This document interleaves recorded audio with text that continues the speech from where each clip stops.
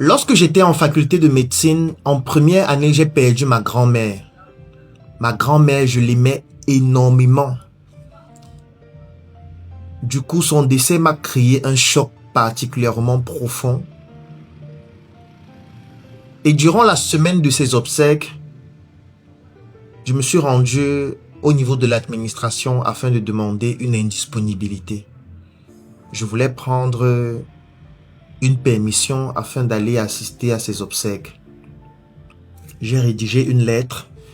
Je me suis dirigé vers l'administration et j'ai fait comprendre aux responsables qui s'y trouvaient que j'ai perdu ma grand-mère et je voudrais aller assister à ses obsèques au village. Et sa réaction m'a glacé le sang. Il m'a dit, ta grand-mère avait quel âge? Je dis, plus de 90 ans. Et il me dit, tu veux fuir l'école pour aller assister aux obsèques d'une femme qui avait plus de 90 ans? Dégage, va à l'école. Va en classe. C'est comme ça que vous trouvez des raisons pour fuir l'école. Et ça m'a glacé le sang. Dans ma tête, je me disais, mais attends, tu connais la relation que j'ai avec ma grand-mère? Tu sais ce que ça crée en moi comme émotion, à quel point ça me choque? Comment tu peux me dire que c'est une raison que je suis en train de trouver pour fuir l'école? J'ai joint à ma lettre le programme de ses obsèques. C'est ma grand-mère maternelle. Elle me tient à cœur. Je ne peux pas la laisser. Il m'a dit, dégage, va en classe, paresseux. J'ai dû fuir l'école pour aller aux obsèques de ma grand-mère. Aujourd'hui, lorsque je regarde a posteriori, j'ai un regard assez nuancé concernant la question. D'une part, je trouve qu'il a été assez méchant, assez insensible. Et d'autre part, avec le recul que j'ai aujourd'hui, je me demande s'il n'avait pas raison. Je vais prendre un exemple. Actuellement, c'est la Coupe d'Afrique des Nations. Imaginez-vous un seul instant. Vous êtes un professionnel, vous jouez pour le Cameroun, pour le Burkina Faso, pour l'Afrique du Sud, pour l'Algérie ou pour n'importe quelle autre équipe qui est encore dans la compétition. Et votre père meurt, ou votre mère meurt, votre femme décède, ou une personne très proche. Qu'est-ce que vous allez faire? Vous allez sortir de la compétition pour aller à ses obsèques, si ces obsèques se déroulent pendant la compétition. Qu'est-ce que vous faites? Parce que quand je dis souvent que si vous mourrez aujourd'hui, la vie va continuer normalement, j'ai l'impression que les gens ne comprennent pas réellement ce que ça veut dire. Tu es un professionnel, tu es en Coupe d'Afrique des Nations. On t'appelle un matin, on te dit ton père vient de mourir. Tu fais quoi?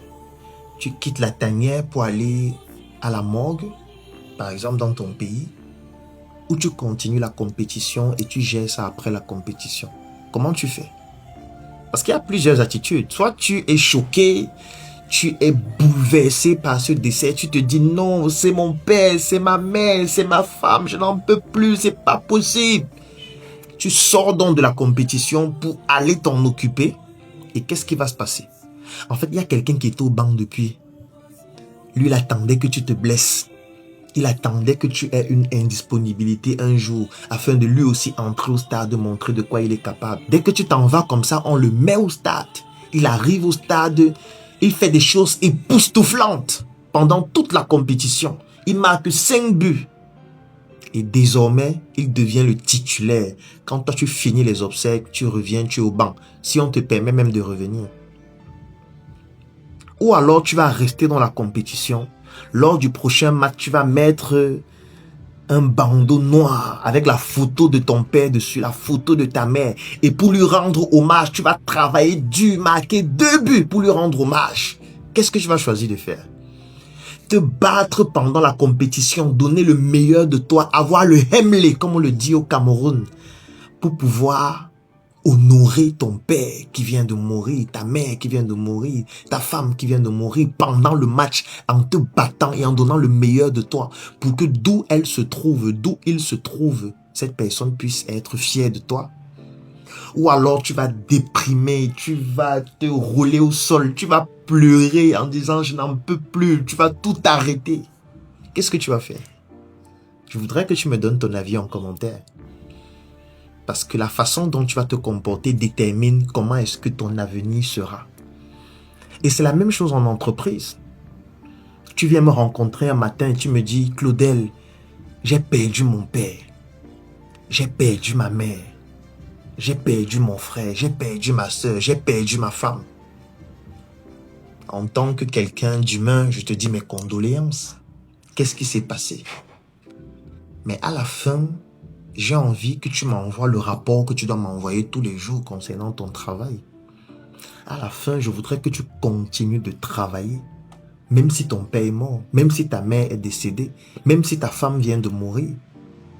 Tu vas toujours venir travailler et le soir, tu vas aller t'occuper des obsèques. Ou alors, tu vas venir me dire, mon père est mort, ma mère est morte, je n'en peux plus, je déprime. Et tu vas arrêter de travailler pour aller t'occuper de ton père qui est mort. Je comprends, ça te touche. Tu arrêtes de travailler, tu t'en vas t'occuper de ton père. Sauf que quand tu t'en vas, ton poste de travail n'est plus occupé. Les tâches que tu dois effectuer ne sont plus effectuées. Le chiffre d'affaires que tu générais, on ne l'a plus. Ce qui fait que les ressources qu'on gagnait grâce à ton travail qui permettaient non seulement de te payer, mais de payer aussi les autres collaborateurs, de payer les fournisseurs, de payer les associés, de payer les partenaires. On n'a plus ces ressources-là. Pourquoi? Parce que tu as eu deuil, tu es affligé, tu es déprimé, tu es parti.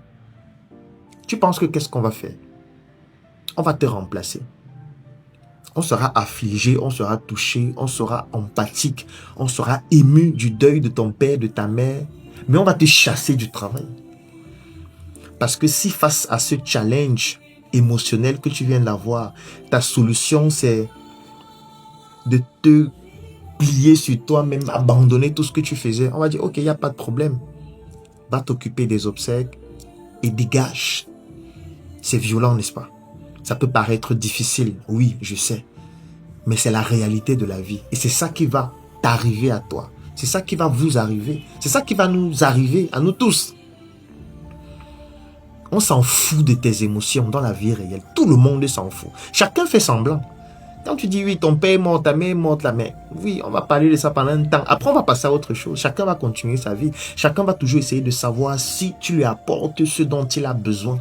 Si tu arrêtes de lui apporter ce dont il a besoin, même si ton père est mort, ta mère est morte, ta femme est décédée, tout le monde s'en fout. Ton patron s'en fout, la société s'en fout, l'État s'en fout. C'est pas parce que ton père est mort que tu ne vas plus payer les impôts. C'est pas parce que ta mère est morte que quand tu vas partir à la boutique, tu vas dire que je veux le pain. On va dire que bon, comme ta mère est morte, tu auras le pain gratuit.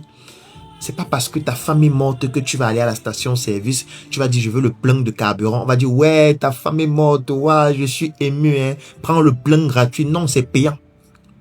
Tout est payant.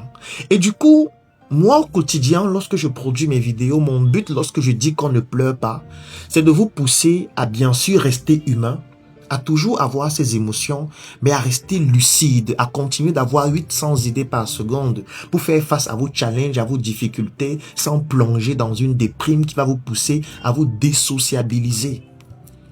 Ton père est mort, c'est douloureux. Tu peux pleurer à la maison, tu vas être dans un état dévasté. Mais sache que tes principales responsabilités, tu vas les assumer. Si tu as un nourrisson, il s'en fout que ton père soit mort. Il faut le nourrir, il faut s'occuper de lui. Il faut changer sa couche. Si tu as un enfant, il faut payer sa pension, il faut s'occuper de lui. Ton père est mort, oui, ta mère est morte, oui, mais il faut continuer de t'occuper de lui.